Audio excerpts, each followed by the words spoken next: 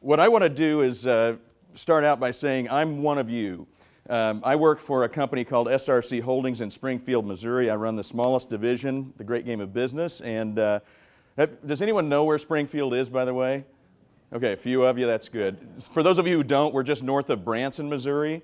That's where country music stars go to die. I don't know if you knew that. We're famous for being the birthplace of things like Cashew Chicken and Brad Pitt and Bass Pro. You guys have heard of that. This is where the men usually are like, yeah, Bass Pro, and the ladies are like, Cashew Chicken. But we're famous as being the birthplace of those things. What people don't know us for is being the birthplace of something called open book management. How many of you are familiar with that term, open book management? Okay, so what does it mean to you? Somebody shout out an answer. What does open book mean to you? Sharing information. Who said that? Here you go, T-shirt. I know, there's swag. The people sat in the back, come on. Should have been like a concert right up front. Instead, it's like church. All right, so SRC is an interesting company. We remanufacture engines. I know, sexy, right? Engine remanufacturing is dirty and dangerous work. We've been around for 32 years. We are 100% employee-owned. We're a S-Corp ESOP. How many of you are ESOPs, by the way? And how many of you are co-ops? Really? Okay, welcome. And is there any other mode of employee ownership represented here today other than those two? Okay. So, as I say, we're an ESOP. We just went 100% in 2011. We've been an ESOP for a long time, but just bought out our founder and CEO, Jack Stack, and the author of the original book. We're about 1,400 people. We remanufacture engines and engine components for OEMs that you've heard of. We have joint ventures with John Deere, with Case New Holland, do a lot of work with folks you see on the screen right now. Now, my division is the educational wing, as I said. Essentially, we teach people the open book concept and how to implement it in their businesses. What's interesting is that, Roy, you mentioned something about it. Employee ownership is one component. You need to know how weird you people are in this audience right now. I mean, you're really weird. I'm lucky enough to sit on the board of the NCEO, and last week during the board meeting, they went over the numbers again. Do you know how many ESOPs there are in the U.S.? 7,000. 7,000. How many companies are there in the U.S.? 7 million. Somebody do the math on that. 0.001? That's how weird. If you aren't communicating this to your people, you need to do it as soon as you get home, to talk about how strange and wonderful and special they really are to be in this situation. And that's just ESOPs. Broad-based employee ownership is really rare. In fact, let's go one step further. Only 7% of companies in the United States share some sort of financial information with the people who work there. 7%. You are more likely to get a flesh-eating virus from Jessica Alba. It's a fact. Look it up. What Roy said is really important, though. ESOP, employee ownership, in whatever form it is one component. What people often do is they look for an operating system for their business, and they end up focusing on one thing or the other. Either it's that cold, hard cash, the financial results, or it's the soft, fuzzy, warm people stuff, right? The culture. And what we say is you need both. You need your people to make money, and you need to make money so you can keep and grow your business and your people. And we say it's lasting cultural change along with the financial results that we want in the business. So this morning what I want to do is kind of introduce you to this concept. Did you ever read Good to Great, any of Jim Collins' work? So when we came out with a 20th anniversary edition, I got to hang out with some pretty cool people in the publishing world, and we got to ask Jim for a blurb, and he put it best. The great game is really all about consistency, alignment, core values, accountability. These are things you all want, right? You probably already have a really good culture. What if you could energize it even further?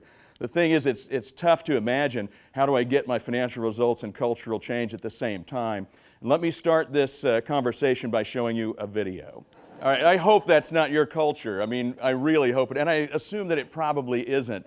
The problem that we do have in the United States, ladies and gentlemen, is we have a serious energy crisis. The Gallup people put out the numbers. Again, they do an annual survey. 70% of employees in the U.S. are disengaged from their work.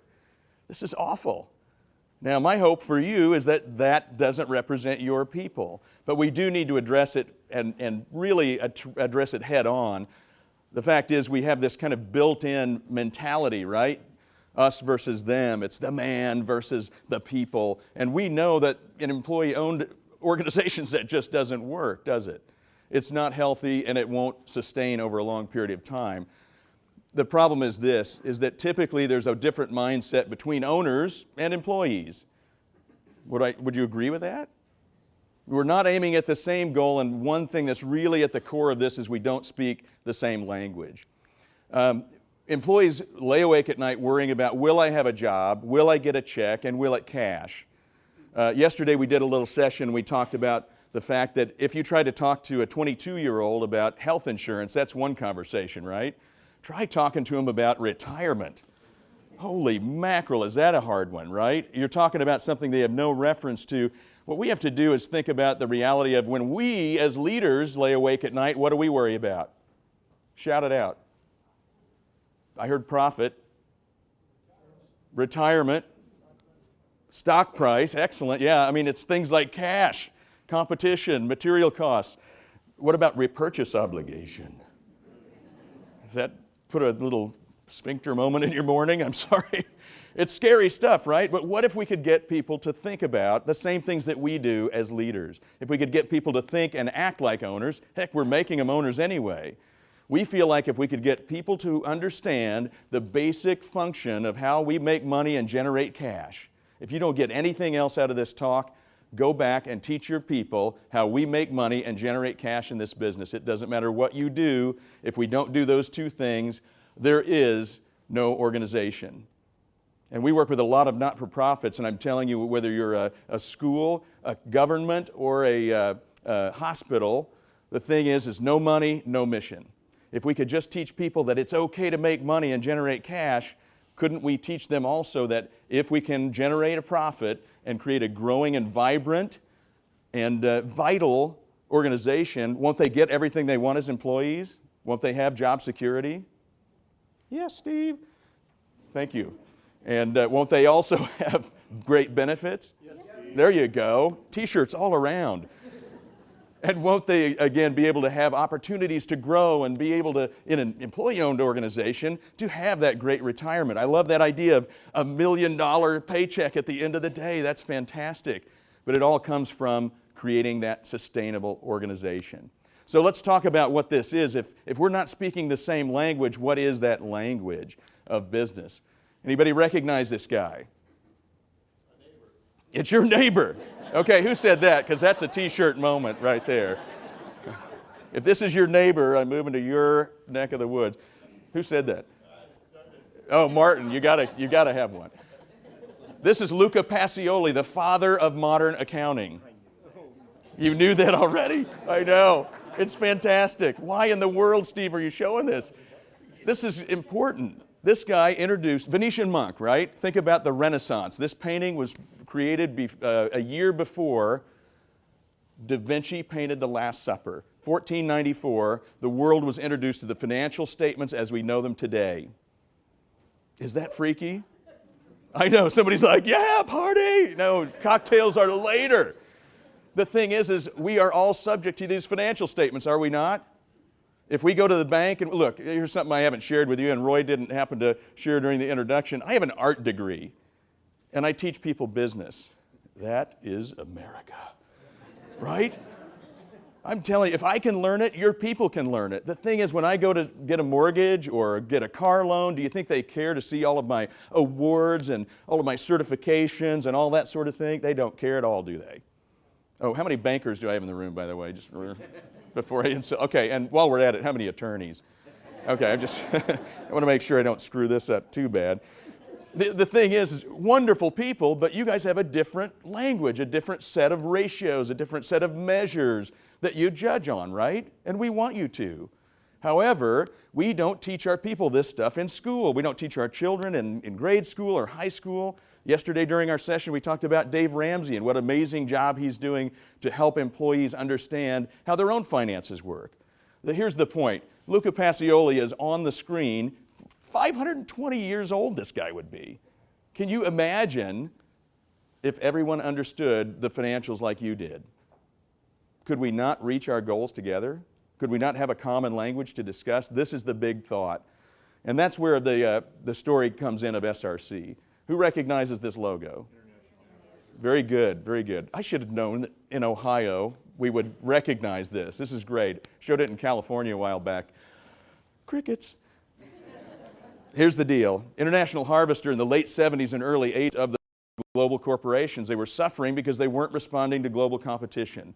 They were losing $57,000 an hour. And if you worked there, you were very scared because they were on a layoff spree of 1,000 people a week for 2 years straight. In Springfield, Missouri was the smallest division, the Springfield Renew Center, SRC. And all our job was there is to remanufacture the broken down, dirty diesel engines that failed in the field.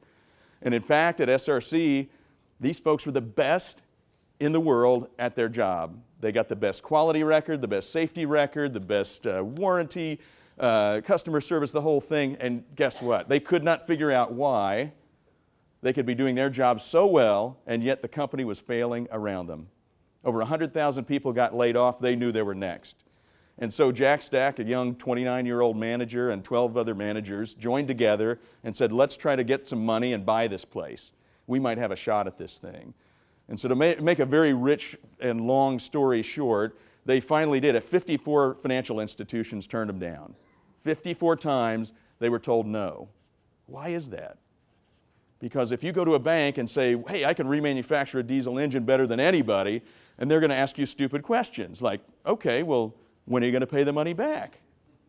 Wow, really good question, right? And where's your business plan? Where's your cash flow statement? And Jack and his guys had to learn rejection by rejection. They had to get an MBA by trial and error. Isn't that amazing? 54 times they got turned down, but they learned the language of business, and Jack basically said, okay, I've got it now. I've got the secret language. And so they did book the worst loan in American history, $8.9 million against $100,000 down, at the deal rate of 18%. And they started February 1st, 1983. So here's Jack Stack, who wakes up. Let me back up. January 30th, 1983, he's 29 years old, 3 kids in diapers, and a $200 a month mortgage. February 1st, he wakes up with a hangover. Yay, we got the loan. And $130,000 of interest expense due in 28 days. What do? Panic, yeah. Yeah, usually it's panic, change your pants, all those things. But also, it's talk to people. Because how are we going to get there? How can we make that bank loan payment? And that was the first critical number of the great game of business, was how do we make that bank loan payment and tie every employee in the plant to that number? Because if we don't do that, nothing else matters. Not quality, not warranty, not customer service. Are you following the gist of this? If we can help people understand how they connect to the financial performance of the business, we can actually make it happen. Now, imagine this. If you were a machinist or a mechanic or an engineer in Springfield, Missouri, there was one place to work, and that was SRC. Now, when you knew that your job was going to end, it's panic time. But when you had the idea that we might be able to survive, I could work here. Yay, we got the loan. Next day, what happens? Just give me the tools and get the hell out of my way. And Jack had to break them of this thinking because no one got to be a technician anymore. We have to be business people as well, and eventually owners. So the point of the analogy, the great game of business, is he had to fool people into learning business. Who recognizes this fellow? Maybe I should start differently. Who went to high school? I hope a few of you. This is Abraham Maslow. Maslow's hierarchy of needs. And if you remember that, now I showed it to my wife and she said, oh, that's that guy from the Beverly Hillbillies, but here's proof. That's the guy from the Beverly Hillbillies. Now, interestingly enough, you remember, I also showed it to my kids, and they said, oh, you forgot the most basic universal human need, and it's free Wi-Fi, but that's not true. You remember how this works, right? The very bottom of the pyramid, what is it? The physiological, what is it? It's food. Yeah, can I eat? Can I breathe? Can I get a drink of water? And I can't worry about my own security if I don't have those things? And then do I have shelter? Do I have clothing? Do I feel safe? Will a bear eat me? I can't have a relationship until I get those things worked out. And then all the way up to the top where you guys live. You're self-actualized, transcendent people building organizations that are bigger than yourselves, aren't you? If anyone is not self-actualized, there's the door. You wouldn't be here if you weren't at the top of the pyramid. But the problem is that we often, as leaders, we suffer from the curse of knowledge. We all believe that everyone kind of sees things the way we do, don't we? And if you don't believe that, go talk to your people. The thing is, you're operating at the top end of this pyramid of universal human needs, and many of your people are scratching it out in the lower section. Can I make the rent? Can I make my car payment? And I'm not saying anything bad. I'm just saying you need to remember what it was like. And the genius of Jack Stack was not to come up with open book management or financial literacy or anything like that. It was really to recognize that there is one more universal human need, and everyone in your organizations has it too. We all have the universal human need to win. It's primal. It's caveman stuff. Because if you didn't win, you didn't eat. And if you didn't win, you didn't get a drink of water. If you didn't win, you didn't reproduce, and you were genetically removed from the gene pool. If you put all your people in one room together and you said, who likes to lose? If you get any hands, out the door, right? Help them get a job with the competitors. That's where you want your losers to go. What I suggest to you is Jack just figured out, what if we could create a place where people win? A culture of winning. Because, in fact, if we can get people to win at work, they will win more at home, and that will roll out into the community. And it does work. So let's talk about what that looks like. Fooling people into playing the game of business is interesting because it's got all the same elements that any game does. There's a goal. In those early days, it was, can we make the bank loan payment and have job security? There are rules, obviously, in business. There's a scoreboard. What are the scoreboards in business, please? The financial statements. I heard a roaring whisper.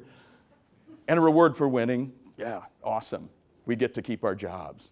So, here's my contention, is no one will play your stupid little game if they don't know what game they're in. What are the rules here?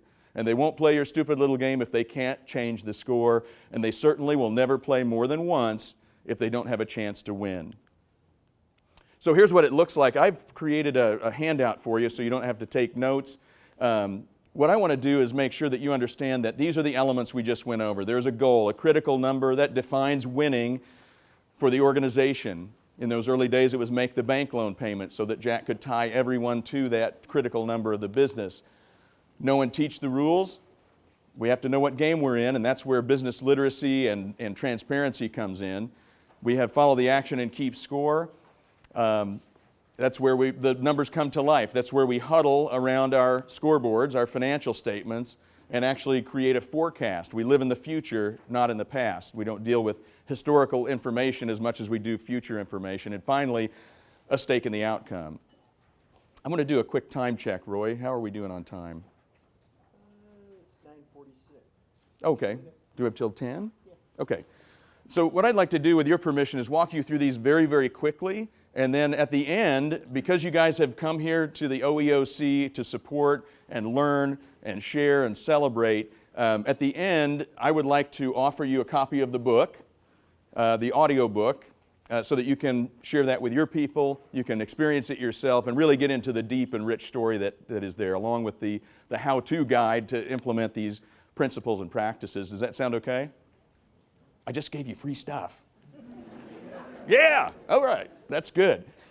So this is the essence of it. If we can get our employees to think and act and feel like owners. Heck, you guys have already made them owners. If you don't teach them how to be business people, you're just creating an investment mentality, and you can't afford that. You need an ownership culture. So as we walk through these, I want you to keep in mind that we're going to give you examples, but there's so much more to this and so many free resources available to explore each of them. So first there's the open book part, the financial transparency. That sounds great. If I poll you guys, I told you already in the U.S. only 7% of companies share this information.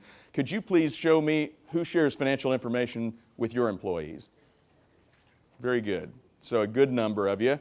I would encourage you to forget about what you think open book is. As a quick example, we don't share salary information, ever. We think it's divisive. We show people how we make money and generate cash. So salaries and benefits are usually lumped into a single line. We think that transparency is one thing, but it's useless without education. So you need formal and informal financial literacy. It teaches people the business, the game they are in. We use high involvement planning to get to our critical number. We involve as many people as possible so that we can get the, look, who's generating the numbers in your business anyway?